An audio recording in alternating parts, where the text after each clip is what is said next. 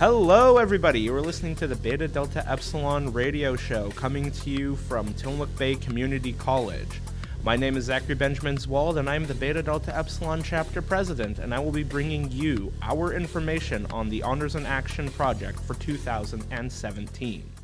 Now, the format for today's radio show is going to be simple. First, I'm going to introduce to you all what the Honors in Action project is, what PTK is, and what Beta Delta Epsilon is.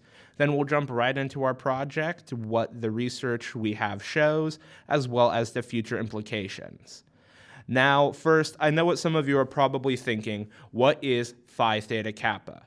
Phi Theta Kappa is the National Honor Society for community college both within the United States and abroad.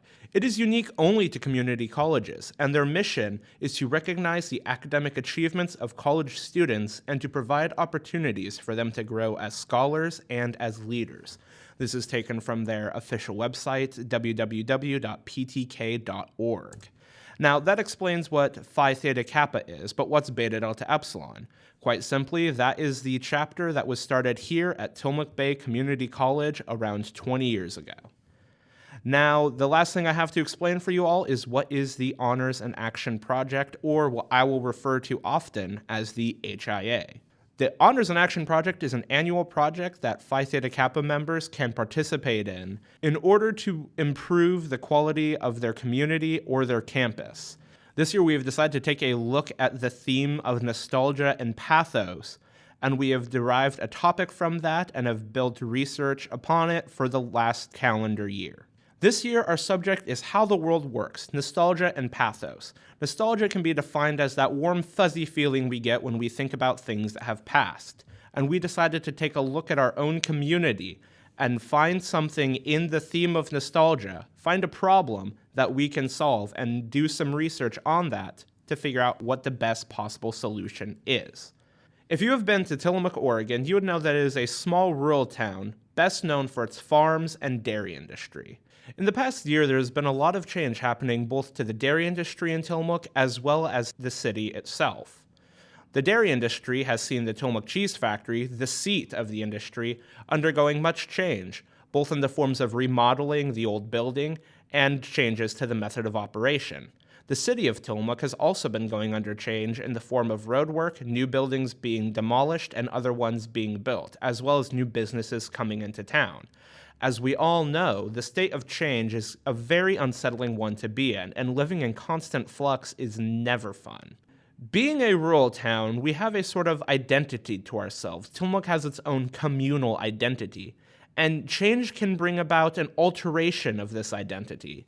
And many people, including myself to a degree, can be reluctant to see this change.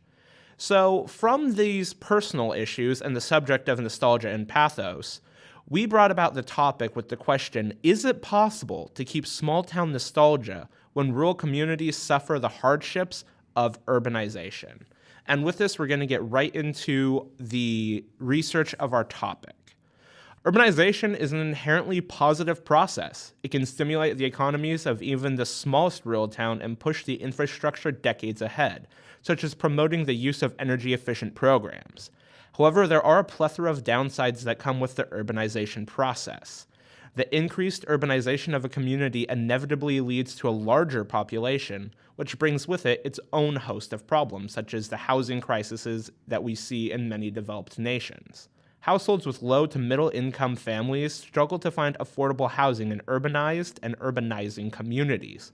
Communities that were founded around industries such as mining or production take a particular hit as there is an increased demand for jobs in communities that simply cannot provide the resources needed to employ their increased population, let alone find housing for them. We can see this in Tillamook today. The three main industries, logging, fishing, and the dairy, are limited when it comes to job expansion and aren't able to hire an influx of new people. Quite simply, you can't create a job for another fisherman when you only have so many boats available, and you can only legally cut down so many trees. And, of course, you can't milk a cow if you don't have a cow to milk. Comparing rural communities to their urban counterparts, rural communities see up to 10% higher poverty rates, 10% lower job growth, and 6% more people on disability services. And perhaps the most damning consequence of urbanization comes in the form of the loss of identity, as rural communities are transformed into urban ones, which is something that millions of Americans and billions of people around the globe are facing today. Nostalgia is a powerful driving force in our everyday lives, and it is the force that makes rural communities and small towns the world over hesitant to change and resistant to any change that comes their way. The negative effects of urbanization almost validate this hesitancy, as rural communities are already afflicted with many of their own problems regarding housing, employment, and infrastructure. Is it any wonder why rural people are nostalgic for the past and fearful of the future? However, urbanization is an inherently positive process, and with its many headaches and growing pains come a surplus of benefits. Urbanized communities are more stable and prosperous in the long run. The linking of economies between urbanized communities and nations make room for economic growth and development. Single-sector towns see an influx of new job opportunities throughout all stages of urbanization, from short-term construction jobs to long-term management and entrepreneurial positions. Urbanization also increases the productivity of many existing rural businesses, such as the modernization of agriculture, something that we see in Tillamook proper today. The creation of jobs for the jobless population pays almost immediate dividends, as a larger working force will stimulate their local economies. It will also bring in more money from the linked economies, nation and worldwide, as more countries move towards urbanization. As for the small town identity, everything must start somewhere, and remembering the humble roots of a bustling metropolis is not uncommon. And the pride of a community for sticking together through such a turbulent time creates bonds much stronger than a unified longing for the past. So this brings up the question, how are you able to stick through that and keep your small town nostalgia? And in fact, is that possible? To answer this question is a little bit complex. This is partially because the scale of urbanization right now that is occurring nation and worldwide is unprecedented.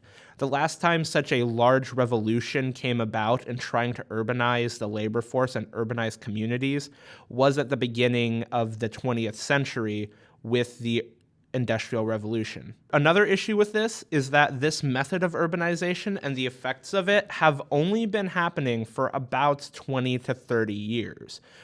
And the urbanization process is still continuing in these communities, so it's a little bit more difficult for us to be able to predict exactly what it's going to look like and to tell you all what we can or should do. However, if we take a look to the future, we can probably get a good idea at what the implications of this could be, and perhaps derive some ideas on how to push forward and tell that future. It is predicted by 2050 that 2/3 of the world's population are going to be living in urbanized cities. That means, at the least, the hardships of urbanization are going to continue to plague the bulk of humanity for at least the next 3 decades. Even then, there will still be over 2 billion people living in rural communities that will experience the process of urbanization at some point in their lives. In short, this is not an issue that is going to be going away soon, and the desire to refuse change probably isn't going to leave either.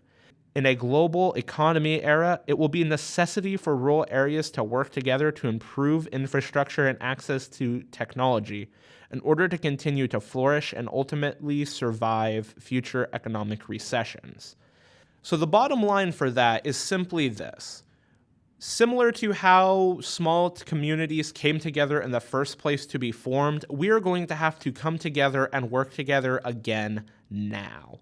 This is not something that's going to be easy. In fact, I truly believe, as somebody who's living through urbanization right now, it is one of the most difficult things that a small community can suffer through. But in the end, urbanization is an inherently positive process. All of the benefits and all of the prosperity that it will bring our communities will be worth it. We simply just need to push through and hold out until that point. Change is not always bad, and in a lot of ways, the economic as well as the infrastructural change that are coming to our small communities through urbanization is going to be good. We simply just have to get there. And the best way to do that is to work together. Supporting your local businesses, supporting one another, helping your family and helping your friends whenever they need it with the effects caused by urbanization is perhaps the single best way we will see this through until the end. My name is Zachary Benjamin Zwald. I'm your Beta Delta Epsilon president, and I will talk to you later.